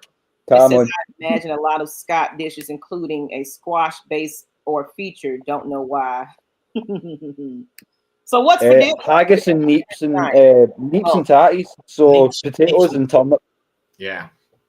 Traditionally, we do use squash, but not. That's more. You see a lot of root veg in our cooking, but it's more sort of Irish, Ireland, England. You'll see squash. We do use it, but yeah, it's the ground's a bit crap here. Okay. Fellas, you guys want to go ahead and close it on now? Going on an hour and 40. Yeah. Unless anybody else got any more questions, but of course I know you're getting ready to do this all over again tomorrow. Tomorrow night. So not just tomorrow for me. I mean, we're doing this tomorrow, so as I say, same time again. So jump in again, but I'm pulling a double header tonight. So if you're watching Ty later on, you may just see your boy. Hey, so like once again, where can they find you, Will? Okay, so I am on all of the social media. So I'm on X as at Will Waddle, so WADL for the spelling for that. You'll find me on YouTube at Will the Thrill Waddle. You'll also find pretty soon me and Des are going to be doing something a lot more sort of content towards the Scottish side of being an NFL and a Falcons fan. But we're also going to keep these shows going 3 times a week. We're going to open the floor up on a Saturday to make it an international super show. We've got a lot of good things planned, and as I say, we're going to pull up rosters. We're going to pull up game schedules. We're going to pull all that up later in the week. Start to break that down, because the next episode in my as we were saying in the back is probably going to be called the Who's and Whys, because what I would like to talk with you guys about, and if you're based outside of the States, as we say, if you have ever had any sort of inclination or feeling towards doing anything like this, come and be part of it, because what we are looking to do, as I say, over the next couple of days is just remind everyone that the medium is there. AFNI is going to have its first big get together on Saturday, so as I say, if some of the stateside guys are still watching, some of the ladybirds, all of you are welcome to pile on, and we will make something special happen. But as I say, 3 shows a week is what we're aiming for, just showing the love from Scotland for our birds, and putting the content across as hard as we in the way you know and love. As I say, if you're familiar with the AFN in any way, if you haven't been hiding under a rock since the draft, this is just an extension of what I do. So Des is one of my crew, and as I say, me and Maggie have been grinding behind the scenes for a long time to make this happen. So yeah, I think thank you both. Thank you both for being here with me. You messaged me in November last year. Well, so that shows you how long it's been in the planning stage. So and it also shows, to his credit, it shows how committed Bro is, because he was in Portugal enjoying the sun at the time, and he still got back. So that's commitment right there. Absolutely, yeah. I mean, I think somebody asked what temperature it was here, so I think, let me just check just now. So it's 16 degrees.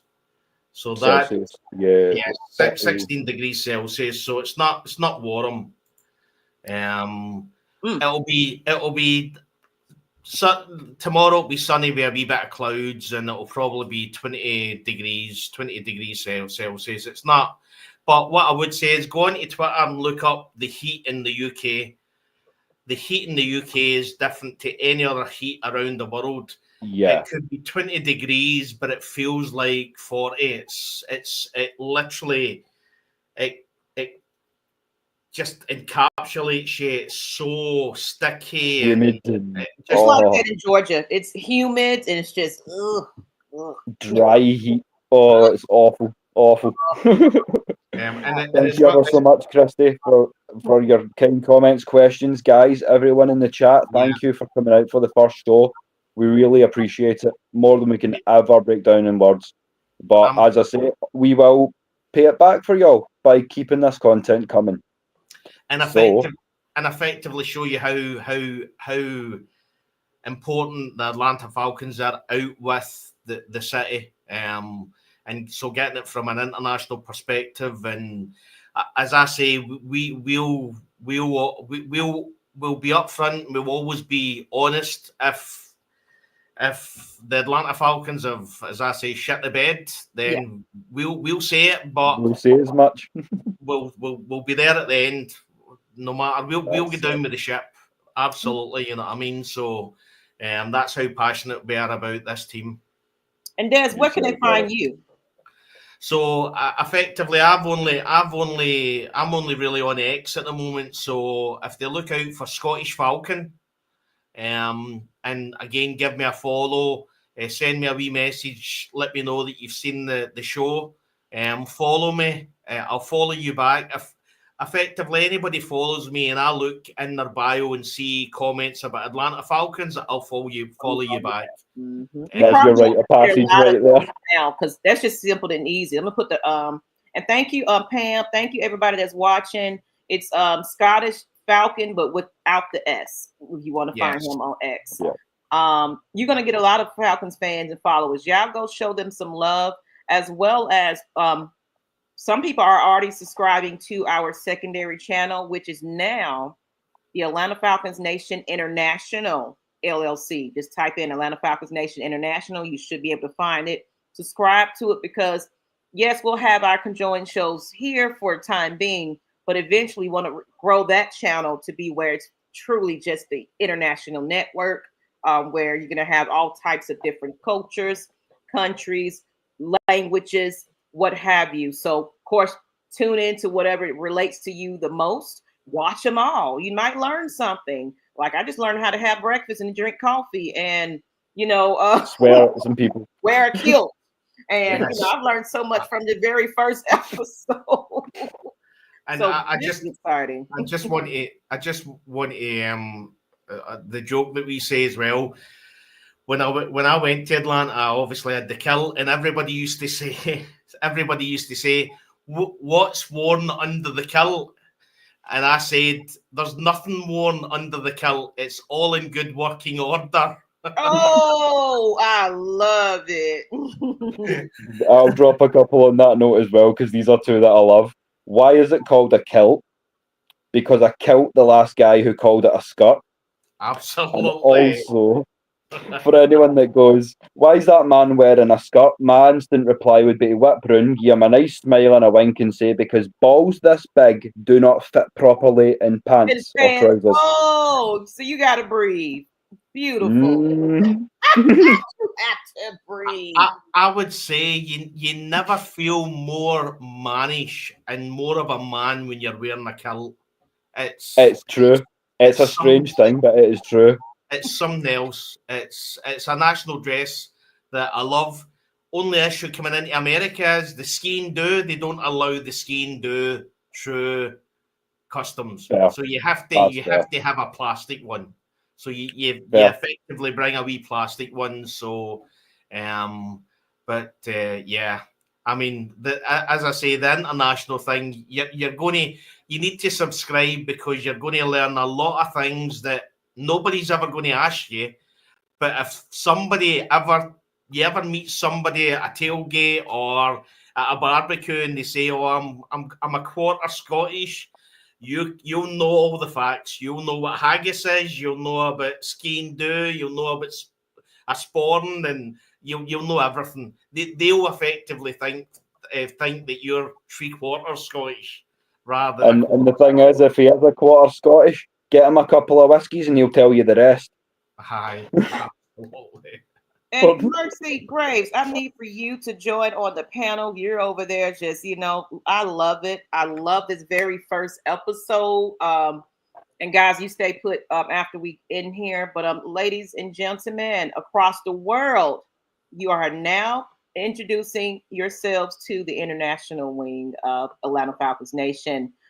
We will have more to come. I think I've got to be speaking to Mexico soon. So we will have a Mexico show. And I know there's a little bit of Canadian in there. And I think he said something else. So it's going to be all types of shows, different places of, wherever you are. I love my military people that just kind of travel. So now they'll be able to, watch. And at the time they might be in their time zone of some Falcons content. Because, of course, here we're prime time at 8 p.m., but I'd love to have morning shows and afternoon shows now, depending on where the time is. So thank you too. Taking one more thing before just to back on that, while we're on the subject, let's take in the world and in the common political circles in which we sit. We're not going to talk about politics, but all I want to say is that it is an honour to provide entertainment for people who are serving their countries. Yes, absolutely. For people who are out there fighting for what they believe in. It is an honour and a privilege to do this for you. Absolutely. I'm going to have a glass of beer with you guys one of these days, or whatever. We're gonna toast to it soon. So I know you don't drink, so please send me your social media info to the Ladybird chat. I will. A strong coffee. I'll have them send the social medias to the chat, and I'll post it in the description of the end of this video so that you can find them. Y'all go ahead and pour on in and show them some love and subscribe. Tell them you're coming from the Atlanta Falcons Nation, so he won't be screening you and like, who are you? He'll know that you are directly a Falcons fan. Will the Thrill, what's up, brother from overseas? That's right, ATL Leo. If you didn't catch it at the beginning, rewatch this from the beginning. But they'll be back on tomorrow. Well, same Join time. us for the next ride, Leo. Yeah. All right, guys. I don't know if you got a saying that you want to close it on out. But I'm gonna let you go ahead and close it on out. I would probably go for something along the lines of, well, you don't have to stay here. No, you don't have to. You don't have to go home, but you've got to sure as fuck got to get out of here. Something along the lines of that. An oldie bit of goodie. It stays true. Thank you all. Thanks for having me on. This is going to be a blast. I'll just say that pain is international. That's all I'm saying. Pain is international. We feel it as much as you feel it. There's another tagline for the channel. Pain is international, but passion is too. Yeah, there absolutely. You go. Absolutely. There's the motto for the motto to end on. Absolutely. Okay. I love it. Well, now we got our first motto. Put that in the chat. Well, good night. Well, yeah, good night for you guys. It's still evening for us, so I know you're getting ready to get rested, and I'll see you guys tomorrow. But y'all can hang tight in the back for a moment too. But good night, everybody. I hope to see you. I think time. The Lookin podcast will be going on a little bit after this evening for us. If y'all want to check in with that, he's going to be going on. And of course, all the other content creators that's going on as well. Shout out to you as well. Good night, people. Good night. Bye.